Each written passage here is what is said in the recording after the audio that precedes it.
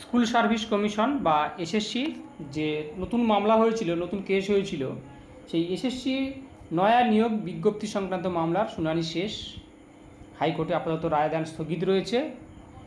এই ভিডিওতে আমি জানিয়ে দেব যে কোর্টে কী কী ঘটনা ঘটেছে, হাইকোর্ট কবে রায় দেবে, পক্ষ বিপক্ষে কী কী যুক্তি তারা খাড়া করেছে, সমস্ত ডিটেলস আলোচনা করব।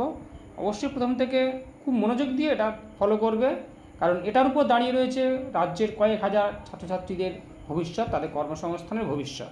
এই অবশ্যই এসএসসি বা এসএলএসটির যে নয়া বিজ্ঞপ্তি নিয়ে যে জটিলতা, সেই জটিলতা অবসানটা কীভাবে হাইকোর্ট করবে সেই সম্পর্কিত যে রায়দান সম্পর্কিত ঘটনা ডিটেলস আমি বলে দিচ্ছি, দেখে নাও। এসএসসির নয়া নিয়োগ বিজ্ঞপ্তি সংক্রান্ত মামলার শুনানি শেষ। সোমবার তিন পক্ষের অর্থাৎ রাজ্যের কমিশন ও চাকরিপ্রার্থীদের আইনজীবীদের বক্তব্য শোনে বিচারপতি সৌমেন সেন এবং বিচারপতি স্মিতা দাসের ডিভিশন বেঞ্চ। যদিও স্থগিত রাখা হয়েছে রায়দানটা, চাকরিপ্রার্থীদের পক্ষ থেকে দাবি ছিল যে সুপ্রিম কোর্টের নির্দেশ মানা হয়নি। এই অভিযোগে এসএসসির নয়া বিজ্ঞপ্তিকে চ্যালেঞ্জ করে হাইকোর্টে দায়ের হয়েছিল একটি মামলা। সোমবার সেই মামলা শুনানিতে রাজ্যের অ্যাডভোকেট জেনারেল কিশোর দত্ত বলেন, কোন বিধি অনুযায়ী নিয়োগ প্রক্রিয়া সংগঠিত হবে সেটা কিন্তু চাকরিপ্রার্থীরা ঠিক করতে পারেন না। যদিও রাজ্যের যুক্তি, সুপ্রিম কোর্টের রায়ে কোথাও বলা নেই যে 2016 সালের বিধি অনুযায়ী নিয়োগ করতেই হবে।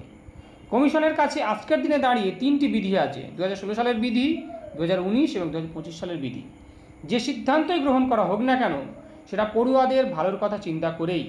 ফলে কমিশন যদি পড়ুয়াদের স্বার্থে 2025 সালের বিধিকে উপযুক্ত বলে মনে করে, তাহলেও কোনো চাকরি প্রার্থী প্রশ্ন তুলতে পারেন না। স্কুল সার্ভিস কমিশনের আইনজীবী কল্যাণ বন্দ্যোপাধ্যায় এদিন বলেন, যে কেউ বিধি চ্যালেঞ্জ করতে পারে না, আগে দেখতে হবে তো যে তিনি কিভাবে প্রভাবিত হচ্ছেন। কমিশনের আইনজীবী আরও বলেন, এই সব মামলার কারণে কয়েক বছর ধরে নতুন নিয়োগ করাই যাচ্ছে না, নতুন প্রজন্মকেও কাজের সুযোগ দিতে হবে। যদি আগের নিয়োগ প্রক্রিয়ায় থাকা ব্যক্তিরা যোগ্য হন তাহলে ভয় কিসের, প্রতিযোগিতায় নামুন। কমিশনের যুক্তি, কমিশনের অধিকার রয়েছে বেশি যোগ্যতা সম্পন্ন প্রার্থীকে নিয়োগ করার। তাদের প্রশ্ন, 1800 চিহ্নিত অযোগ্য প্রার্থীকে বাদ দিয়ে বাকিরা যে যা নম্বর পাবে তাকেই নিয়োগ দিতে হবে? কেউ যদি 10, 12, 15 পায় তাকেও নিয়োগ দিতে হবে? এদিকে চাকরিহারাদের আইনজীবীর কথায় বিধি সংশোধন করবেন কি না সেটা এসএসসির বিষয়, কিন্তু ওদের ভুলের কারণেই এই জটিলতা। এখন ইচ্ছাকৃত সুপ্রিম কোর্টের নির্দেশ লঙ্ঘন করছে এসএসসি। সুপ্রিম কোর্ট কোথাও বলে দেয়নি নতুন নিয়োগ শুরু হলে যোগ্যতা মান বদল করতে পারবে এসএসসি।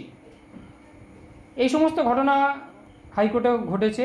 এবার তিন পক্ষের যাবতীয় সমস্ত যুক্তি শোনার পর রায়দান স্থগিত রেখেছে ডিভিশন বেঞ্চ। এবার যেদিন রায় বের হবে সেদিন অবশ্যই তোমরা পেয়ে যাবে, সমস্ত ডিটেলস আমি জানিয়ে দেবো।